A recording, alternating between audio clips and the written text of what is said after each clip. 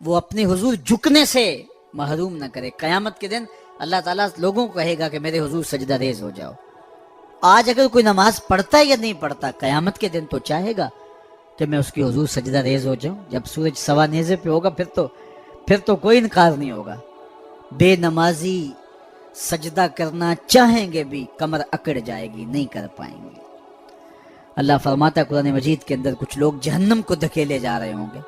ان کے ملنے والے کوئی راستے میں ملیں گے، ان کو کہیں گے ما سلککم فی سقر، تم جہنم میں کیوں جا رہے ہو؟ تو وہ کیا کہیں گے؟ لم نکو من المصلین، ہم نماز نہیں پڑھا کرتے تھے. ایک بار نہیں، دو بار نہیں، قرآن و حدیث میں 750 مرتبہ نماز کا حکم آیا ہے. یار ایک بات میں آپ کو کہوں، ہمارے خطبہ کہتے ہیں کہو سبحان اللہ، تو سامعین نہ کہیں تو وہ ناراض ہو جاتے ہیں. کوئی مذاق کر دیں گے پھر سخت غصے میں آ جائیں گے. کئی تو ناراض ہو کے تقریر چھوڑ دیتے ہیں کہ میں تمہارے پاس آیا ہوں، تم زور سے سبحان اللہ بھی نہیں کہتے. تو 3 مرتبہ، 2 مرتبہ، 4 مرتبہ ایک مکرر ایک بات کہے اور آپ نہ مانیں یا میں نہ مانوں تو وہ ناراض ہو جاتا ہے. اور میرا رب ایک بار نہیں 750 مرتبہ کہہ رہا ہے. نماز کا حکم اللہ اور اس کے رسول کی جانب سے 750 مرتبہ ہے. کتنا ڈھیٹ پنا ہے کہ بندہ پھر بھی اللہ کے حضور سجدہ ریزی کی توفیق نہ پائے، اور وہ کس طرح جو ہے وہ ڈٹائی کے ساتھ اپنی زندگی گزار دے. 5 گانا نماز شعار زندگی بنا لو. یہ دین ہے، اس کو اچھی طرح سے روحوں میں اتار لو. 5 گانا نماز کبھی بھی تم سے قضا نہ ہونے پائے. اور اگر ہو سکے تو سحری کے سجدوں کی بھی عادت ڈال لو. اس وقت رحمتیں اترتی ہیں، رزق بٹتا ہے، کرم نوازیوں کا نور اتر رہا ہے. یہ جو آپ کہتے ہیں گھر میں ٹینشن بہت ہے، پریشانیاں بہت ہیں، مسائل بہت ہیں، اپنے بھی دشمن ہو گئے، شریکہ برادری نے مار دیا، کتنے مسائل ہیں.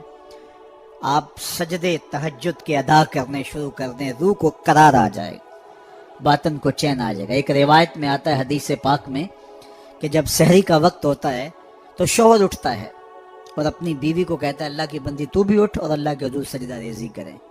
سارے دن کی تھکی ہوئی خاتون اٹھ نہیں پاتی تو وہ خیر وضو کر کے واپس جب آتا ہے تو چلو میں تھوڑا سا پانی لے آتا ہے اور اپنی بیوی کے چہرے پہ چھڑک دیتا ہے اور مصلی بچھا کے نماز پڑھنے لگ جاتا ہے. تو بیوی اٹھتی ہے، دیکھتی ہے کہ میرا شوہر نماز پڑھ رہا ہے تو اس کو بھی خیال آتا ہے، تو وہ بھی اٹھتی ہے، وضو کرتی ہے، شوہر کے قریب مصلی بچھا کے وہ بھی نماز پڑھنے لگ جاتی ہے. سحری کا وقت ہے، نیم اندھیرا ہے، کوئی دیکھنے والا نہیں. کبھی شوہر سجدے میں ہے، کبھی بیوی قیام میں، کبھی وہ رکوع میں ہے، کبھی یہ قومے میں ہے، کبھی وہ جلسے میں ہے. دونوں اللہ کے حضور سجدہ ریزیاں کر رہے ہیں. حدیث پاک میں آتا ہے دونوں کو دیکھ کے رب مسکرا رہا ہوتا ہے. اپنی شان کے مطابق اللہ خوش ہو رہا ہوتا ہے کہ میرا بندہ اور میری دہلیز کی باندی کس قدر میرے حضور سجدہ ریزیاں کر رہے ہیں. تو صاحبو آؤ اپنی پیشانیوں کو سجدوں کے نور سے مالا مال کریں. کتنی زندگی ہم گزار چکے ہیں، تھوڑا وقت باقی ہمارے پاس، بہت وقت گزار چکے ہیں. نہ جانے اٹھنے والا اگلا قدم کہاں ہے. آج موقع ہے، کل نہیں ہوگا. وقت پر کافی ہے قطرہ بھی آب خوش ہنگام کا. جل گیا جب کھیت پر سمی تو پھر کس کام کا. پھر پچھتاوے سے کیا، آج کا پچھتاوا کل کی بہتری کی ضمانت ہوگی. کل کا پچھتاوا حسرت اور دکھ کو بڑھانے کے علاوہ اور کچھ نہیں ہوگا. آج لے ان کی پناہ، آج مدد مانگ ان سے، کل قیامت کو نہ مانیں گے اگر مان گیا. اقبال نے کہا تھا موسم اچھا پانی وافر مٹی بھی زرخیز، جس نے اپنا کھیت نہ سینچا وہ کیسا دہقان. آج موقع ہے، آج فرصت ہے. وہ ایک فقیر تھا، وہ بازار میں کھڑا رو رہا تھا تو کسی نے روک کے کہا بابا کسی نے مارا ہے؟ کہا نہیں کوئی ایسی بات نہیں ہوتی. کیوں رو رہے ہو؟ کہا بس ان کے رویے نے رلا دیا. کیا مطلب؟ کہا گزر رہا تھا، ان کو دنیا میں کھوئے ہوئے دیکھا، دل میں ترس جاگا تو میرے خیال میں آیا ان بندوں کی رب سے صلح نہ کروا دوں. تو پھر کہا میں نے اس سے بات کی تو آواز آئی لے آ میری چوکھٹ پہ، ایک آنسو سے سارے گناہ معاف کر دو. لے آ میری چوکھٹ. میں بڑا خوش ہوا، بہت خوش ہوا، اور میں نے ان سے کہا کہ آؤ اس کی چوکھٹ پہ، وہ تو معاف کرنے پہ آمادہ ہے.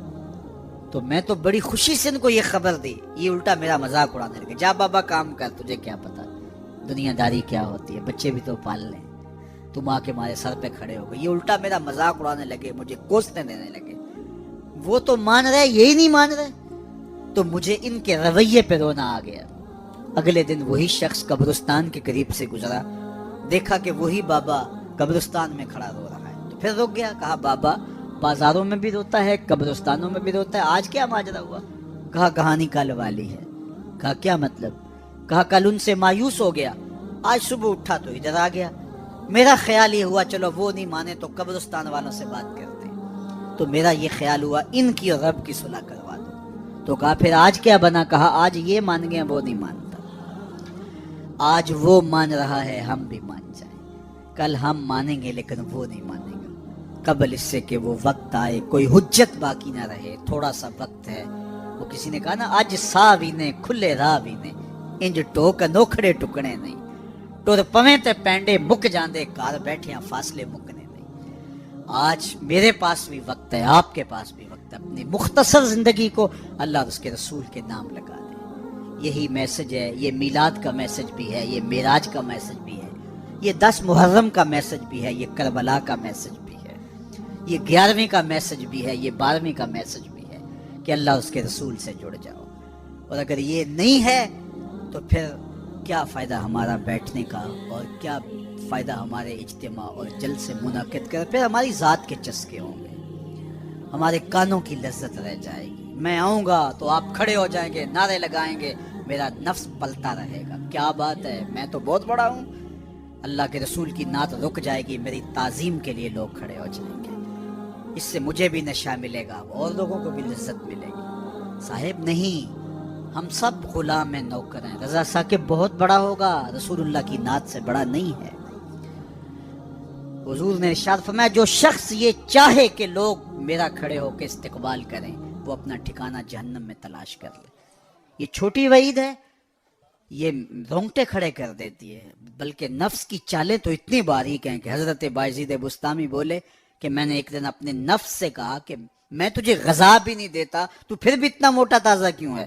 تو کہتے میرے نفس نے مجھے جواب دیا کہ بایزید جب تو گلیوں بازاروں سے گزرتا ہے نا تو لوگ انگلی کے اشارے کر کر کے کہتے ہیں یہ بایزید جا رہا ہے، یہ بایزید جا رہا ہے. میری غذا مجھے اس سے مل جاتی. اس کی تو چالیں بڑی باریک ہیں. واہ واہ بڑا جلسہ کروایا جی، کمال ہو گئی، منتظمین اس پہ راضی ہو گئے. صاحب اس کی ضرورت نہیں ہے.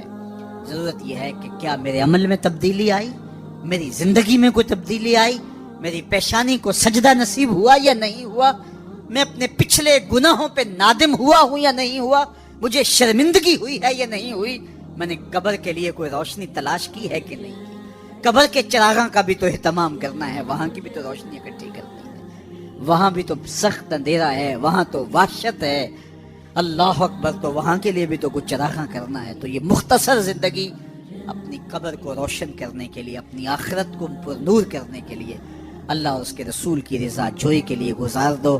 اقبال کے سارے کلام کا رس نہ چھوڑیں تو خلاصہ یہ نکلتا ہے کہ محمد سے وفا تو نے تو ہم تیرے ہیں، یہ جہاں چیز ہے کیا لوح و قلم تیرے ہیں. کہا ان سے وفا کر لو پھر قلم بھی تمہیں دے دیں گے، تختی بھی تمہیں دے دیں گے، جو لکھنا ہوا خود ہی لکھ لینا. پھر تیری تقدیر کے فیصلے واشنگٹن میں نہیں ہوں گے بلکہ خدا بندے سے خود پوچھے گا بتا تیری رضا کیا. شرط یہ ہے کہ جب دل کا رشتہ حضور سے جڑ جائے، قرآن اور صاحب قرآن سے جڑ جائے. آئیے میں اور آپ اپنی زندگی کو ان کے نام لگائیں. نماز عشاء کا وقت ہوا چاہ رہا ہے. میں جتنی باتیں کر لیں اگر ان پہ عمل ہو جائے تو میرے لیے اور آپ کے لیے اتنا ہی کافی ہے. اللہ ہمارے مولانا طاہر صاحب کو درجوں کی بلندیاں عطا کرے، ان کے کام کو قبول کرے، ان کے رفقا، اراکین انجمن اور آپ جتنے لوگ تشریف لائے آپ سب کو اس محفل کی برکتیں عطا دیں. اپنی نسلوں کو بچاؤ، اپنے بچوں کو درود و سلام کی لوریاں دو اور ان کو حضور علیہ الصلوۃ والسلام کی محبت سکھاؤ اور کبھی سجدے سے انہیں دور نہ رہنے دینا. ان کی پیشانیوں کو بچپن سے ہی سجدے سے آشنا کرو. بیٹیوں کو پردے کی تلقین کرو، بچپن میں ہی تلقین کرو اور ان کو قرآن مجید پڑھنے کی تلقین کرو. اور سجدے سے کبھی ہمارے گھر نہ آشنا نہ ہو. کتنا خوبصورت گھر ہے کہ جب صبح کے اجالے پھوٹتے ہیں تو مرد مسجدوں کو نکل پڑتے ہیں اور بیٹیاں گھروں میں مصلے بچھا لیتی ہیں. اور کتنا بد نصیب ہے وہ گھرانہ کہ درختوں پر چڑیاں بھی رب کی تسبیح بول رہی ہوتی ہیں، حشرات سے پرندے نکل کر کے بھی اللہ کی تقدیس کے ترانے پڑھ رہے ہوتے ہیں اور اس گھر سے نیند کے خراٹوں کی آواز آ رہی ہوتی. بد نصیب ہے وہ گھر، بدبخت ہیں وہ لوگ کہ جنہیں اللہ کے حضور سجدے کی توفیق نہیں. اللہ آپ کو، مجھے سب کو اپنے حضور جھکنے کی توفیق دے. وآخر دعوانا ان الحمدللہ رب العالمین.